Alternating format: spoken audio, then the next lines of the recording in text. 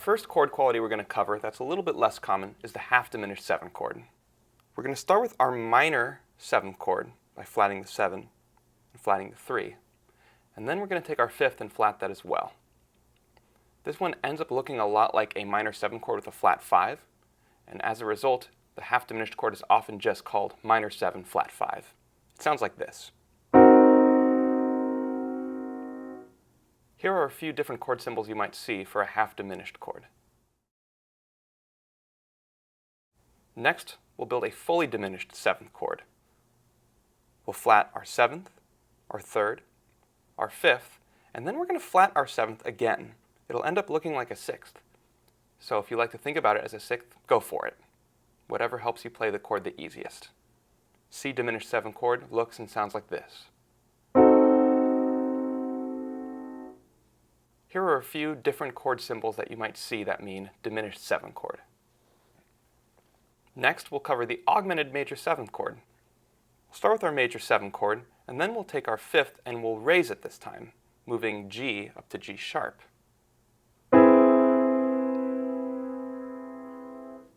There's several different ways to write this chord. Here are a few of them. Finally, we'll cover an augmented dominant 7th chord. Like its name suggests, we're going to use a dominant 7th and the augmented 5th from before. So we'll be flatting one note while we raise the other one, bringing them both very close together.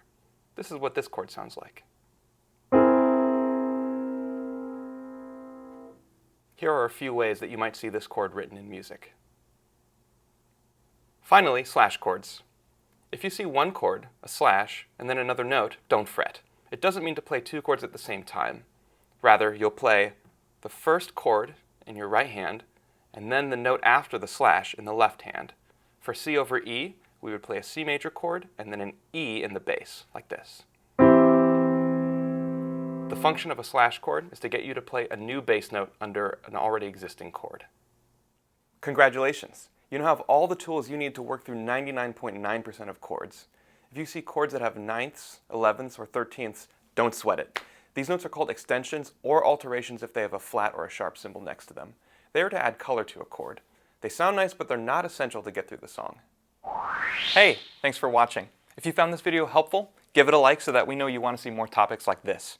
We've got a whole team of music teachers answering questions and bringing you awesome lessons and tutorials every week. Be sure to subscribe to our channel so that you never miss a video. And if you're looking for a complete piano education, click the link to visit hoffmanacademy.com. See you next time.